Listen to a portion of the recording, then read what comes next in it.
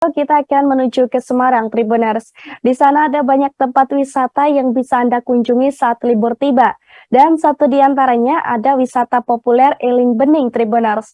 Tempat wisata ini menawarkan pemandangan alam yang begitu menawan. Selain itu, Eling Bening juga disebut-sebut sebagai spot terbaik untuk berburu sunset. Lokasinya yang berada di puncak bukit tak mengherankan jika hamparan udara di sana begitu menyejukkan. Sejauh mata memandang, Anda pun akan dimanjakan dengan pesona alam yang luar biasa. Banyak pula spot terbaik yang bisa Anda gunakan untuk berburu foto saat sunset, Tribuners. Ditambah dengan hamparan hijaunya pepohonan, pasti bikin latar belakang foto semakin menakjubkan.